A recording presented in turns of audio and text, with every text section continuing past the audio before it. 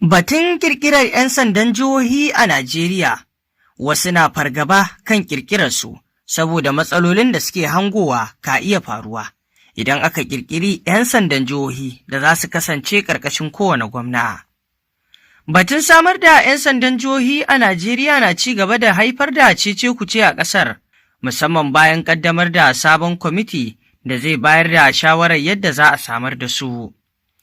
A ranar Laraba ne sabon Sufeto Janar na 'yan sandan Najeriya, Olutunji Disu, ya ƙaddamar da kwamitin mutum 7 da zai fito da hanyoyin tabbatar da 'yan sandan jihohi a ƙasar.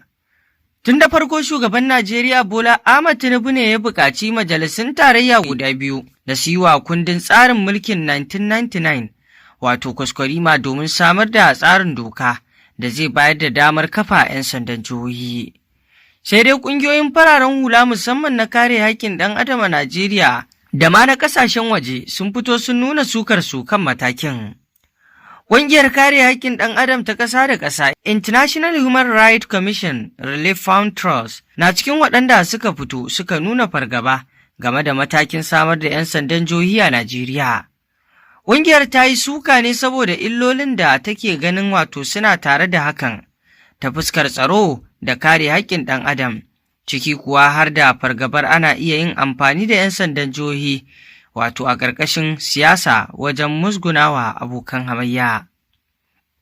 Sannan ƙungiyar ta yi la'akari da yadda wasu jihohi ba su da ƙarfin kuɗin kula da wato hidimar 'yan sandan.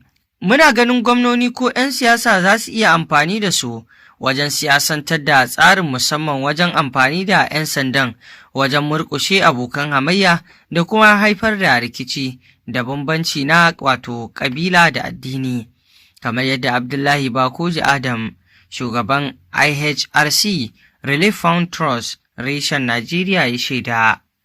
Ya kuma bayyana wato fargabar karuwar take haƙƙin ɗan adam a Najeriya musamman cin hanci da rashawa da kuma wato amfani da ƙarfi. Sai dai gwamnatin Najeriya ta ce ana nazari kan batun samar da 'yan sandan jihohin a matsayin wani ɓangare na wato ƙoƙari da ƙasar ke yi na inganta harkokin tsaro.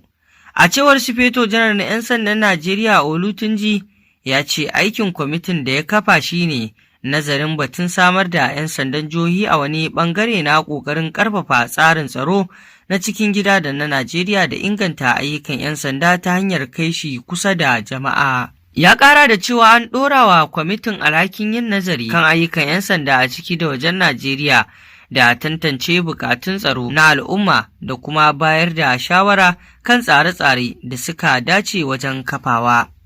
Kwamitin zai bayar da shawara kan tsarin da ya dace a bi wajen ɗaukar aikin 'yan sandan na jihohi da bayar da horo da kuma tsara ƙa'idojin aiki.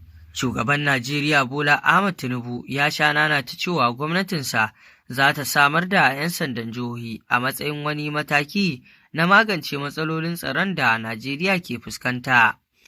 Kuma tuni Majalisar Tarayyar ƙasar ta fara bin tsarin yin gyara ga kundin tsarin mulki domin samar da damar kafa wato 'yan sandan jihohi.